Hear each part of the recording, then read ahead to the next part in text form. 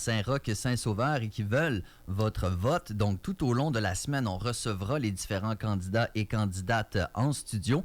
On débute ce matin avec Patrick Kerr qui est en studio. Bonjour, M. Kerr, comment allez-vous? Super, merci. Content de vous avoir en studio pour cette campagne. Les gens qui se disent Patrick Kerr, il me semble que ça me dit quelque chose. Vous avez déjà fait des tentatives en politique dans le passé? Oui, j'étais déjà chez vous en haut ce printemps au fédéral avec Philippe Arsenault.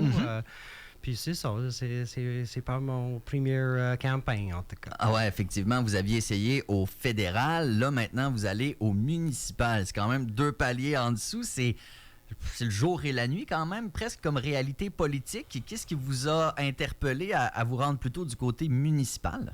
Bien, en tout cas, ils sont des mêmes enjeux, justice sociale, justice écologique. C'est juste, c'est sur l'autre côté du money, là. OK. Donc, pour vous, il y a quand même des enjeux qui sont semblables. Patrick Kerr, vous vous présentez comme candidat indépendant aux élections municipales. Pourquoi avoir fait ce choix-là plutôt que de se joindre à une équipe?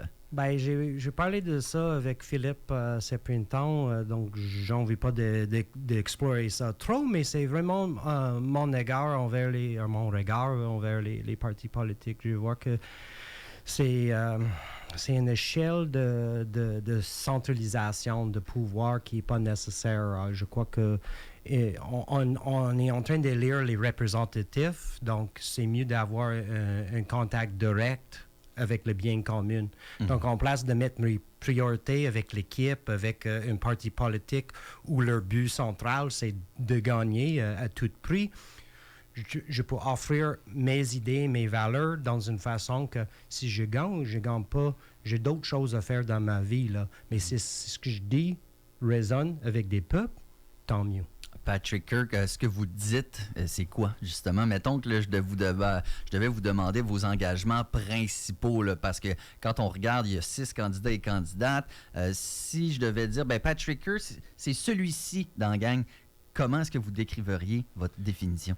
Ben, ce que je viens de dire, je pense que ça, c'est probablement la plus grande différence entre moi et les autres, c'est que je suis pas aligné avec des autres partis politiques. Donc, ce que j'offre, c'est authentique, c'est ce que je voudrais d'offrir, c'est une comptabilité qui n'existe peut-être pas avec les autres parce qu'il faut qu'ils checkent avec est-ce que je suis en train de bien dire ça, est-ce que je suis aligné avec cette ligne de parti, cette plateforme, ou il faut qu'on mette en opposition d'eux autres parce qu'il faut qu'on gagne, là. C'est comme, non, je suis prêt d'incorporer les idées, pas juste parce que j'ai déjà dit ça, je laisse l'espace d'apprendre puis d'évoluer. Que peut-être les autres ne sont pas capables de le faire. Quand vous parlez de, est-ce que j'ai dit la bonne chose avec la ligne de parti? Quelqu'un qui a retenu l'attention en fin de semaine, c'est Napoléon Wu, propriétaire du Walk and Roll dans l'équipe de Sam Hamad, lorsqu'il a parlé d'itinérance en disant que, ça ne devrait pas être une culture de tout est gratuit, etc. Je paraphrase, là, mais ça a fait jaser beaucoup en fin de semaine. Comment réagissez-vous à ces propos-là et qu'est-ce que vous suggérez pour l'itinérance dans le quartier? Ben, juste le noyau de la façon qu'il parle, là, c'est un symptôme de le système actuel. Il faut qu'on mette en extrême de montrer comment on est différent que les autres. Mais il y en a des choses qui peuvent être gratuites, il y en a des choses qui peuvent être subventionnées, il y en a des choses qui, oui, les gens, il faut qu'ils soient indépendants dans leurs affaires et prendre des responsabilités pour leur vie aussi. Mais ça ne veut pas dire qu'on ne peut pas donner un coup de main. Mais c'est à nous, comme une société, de juger cet petit équilibre-là. Là. Et qu'en est-il du communautaire dans le quartier Saint-Roch, Saint-Sauveur? Est-ce que vous trouvez que les organismes sont assez financés? Est-ce qu'il y en a assez d'organismes? Comment vous trouvez la situation actuellement? Je crois que c'est relatif, là. On sait bien qu'on est un district central, donc on peut imaginer que toutes les grandes villes, il y a ce défi-là où les gens vont concentrer vers le centre-ville. Donc, pour les centres-villes au Canada, je pense que Québec il y a un bon soutien au niveau communautaire et même au niveau, je ne sais pas c'est qui gère l'Aube-Rivière, là, mais je pense que ça, c'est une bonne affaire. Là. On a parlé tantôt de notre nettoyage de l'automne. Eux autres veulent prendre une ramasse le 11 octobre. Oui. Donc, pour vos écouteurs qui aimeraient contribuer quelque chose, peut-être quand ils font le petit nettoyage chez eux, ils peuvent amener des affaires ici. Il y a une liste sur leur site nous, on peut contribuer aussi. On n'est pas obligé de laisser tout ça sur le système. Chacun de nous peut contribuer une partie de nos richesses avec eux, fur et à mesure. Patrick Kerr, qui est candidat indépendant ici dans Saint-Roch-Saint-Sauveur pour les prochaines élections municipales. Le transport collectif, c'est quelque chose qui est important pour vous. Et vous avez, entre autres, parlé de l'idée d'utiliser la voie ferrée du Pont de Québec pour des trains de banlieue. Pouvez-vous nous expliquer un petit peu ce projet-là que vous avez? Bien, je suis content que vous parlez de ça, là, parce que je trouve qu'il n'y a pas grand monde qui sont connaissant de cette option-là. Mais en bref, il existe déjà une chemin de fer avec des gares à Charny, Sainte-Foy, la gare de Palais, au centre-ville de Québec. Donc, ces rails-là, il y a déjà une compagnie fédérale, une corporation de couronne, Via Rail, qui promène sur ces rails-là. Donc, c'est pas une bizarre idée de demander au fédéral. Justement, j'ai une rencontre avec Jean-Yves Duclos cet après-midi de discuter ça, de comme levier cette organisation-là comme un transporteur de passagers entre les villes de Lévis et la ville de Québec. Mais on peut aussi prendre avantage de les plateformes stratégiques à Cégep-Limoilou, à son Vidéotron, peut-être vers Cap-Rouge. Une espèce d'express qu'on peut transporter des milliers ou des dizaines de milliers de passagers une bout à l'autre et faire les pôles. Et ça va faire une meilleure distribution d'autobus à partir de ces pôles-là. On peut avoir un transport en commun beaucoup plus efficace avec cette espèce de hybride. Puis j'espère que le fait que cette organisation, c'est très subventionné déjà, il y a des pertes de 150 millions par année déjà. On peut mettre une petite couche de 5 ou 10, je crois, pour un besoin qui est évident à Québec. Donc ça serait complémentaire au projet tramway et tout ça, le fameux... Bien, si ça arrive jamais, là, on verra, mais entre-temps, là, c'est pas un projet qui va prendre des années d'installer. Là. Comme j'ai dit, les chemins de fer sont déjà là.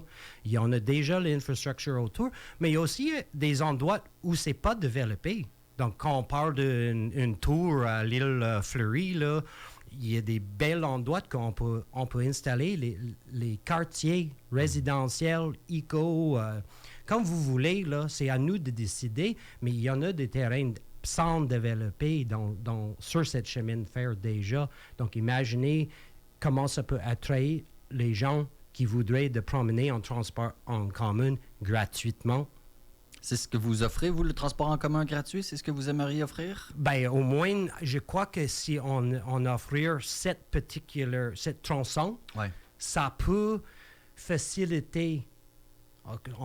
On n'est pas obligé de prendre l'autobus jusqu'à la gare. Là. On peut aller à pied. Là. Mm-hmm. Donc, si on est capable de faire une espèce de hybride où les gens peuvent ramasser ou rejoindre à ces pôles à leur façon, s'ils arrivent en auto, ça peut être park and ride, ça peut être avec à vélo.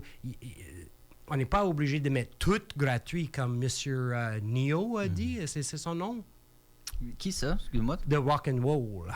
Ah, OK, Napoléon Wu. Wu, excuse-moi. Ouais, c'est ça, OK, oui. C'est ça. Donc, c'est un exemple qu'on peut offrir une partie clé gratuitement, mais le reste peut rester comme c'est, là. C'est tout déjà payé, les autres affaires, là. On n'est pas obligé de révolutioniser le système de transport, mais je crois que ce projet en particulier a un faible prix. On ne parle pas de les milliards comme le tramway, on ne parle pas de les milliards comme le troisième lien, et ça peut atteindre quelques besoins de rejoindre les gens de centre-ville avec le rive sud aussi. Ça va enlever une grosse pression sur les ponts qui sont déjà là. Patrick Kerr, vous êtes candidat indépendant aux élections municipales. Vous êtes opposé au projet de l'îlot d'Orchester. Je pense que c'est peut-être l'histoire des étages. Je ne suis pas opposé de le projet. Je suis opposé de le fait qu'il joue avec le règlement. Le règlement, c'est 10 étages. Tout le monde respecte ce règlement, sauf eux autres. Il fait des exceptions. Et ça peut être une autre chose que je peux offrir. Des rencontres de le conseil sont confidentielles, mais j'imagine qu'il y a des choses qui ne sont pas partagées côté Trudel, Corporation Trudel. Je vois qu'il y a vraiment des privilèges qui sont donnés à cet organisme en particulier dans notre ville. Puis j'aimerais de mieux comprendre pourquoi eux autres, il y a tel privilège et ils n'en offrent pas ça à tout le monde. Mais c'est parce qu'on ne peut pas avoir tout le monde avec une tour à 17 étages en Basse-Ville. Là. En terminant, M. Kerr, si vous aviez un dernier message à passer aux gens qui sont à l'écoute ce matin en vue des élections du 2 novembre, qu'est-ce que vous aimeriez leur dire? Votez pour moi, s'il vous plaît. Là. Sortir si vous avez aimé ce que j'ai dit et vous voudrez de savoir plus. J'ai des médias sociaux, Facebook, je suis rendu avec Instagram, LinkedIn et aussi Linktree. Oui. Souvent, on ne peut pas partager ces liens de journal Mon Quartier ou canadien. Là, donc, il faut qu'on fasse une petite gymnastique de voir des vraies nouvelles, on peut dire. Là. Donc, on peut vous suivre un petit peu partout pour suivre votre campagne. Patrick Kerr, donc candidat indépendant ici dans Saint-Roch-Saint-Sauveur pour les prochaines élections municipales du 2 novembre. Merci d'avoir pris le temps de venir nous voir ici en studio, d'avoir partagé vos idées, puis je vous souhaite une belle campagne. Merci beaucoup. Vous êtes le premier qui m'invitait au radio, donc vous êtes les sur le frontier. Là. Merci. On est sur la première ligne, effectivement. Merci beaucoup, M. Kerr. Bonne journée. Bonne journée. 8h48 maintenant, vous écoutez CKIA 88.3. En direct du Carré d'Épine, vous écoutez Québec Réveil avec...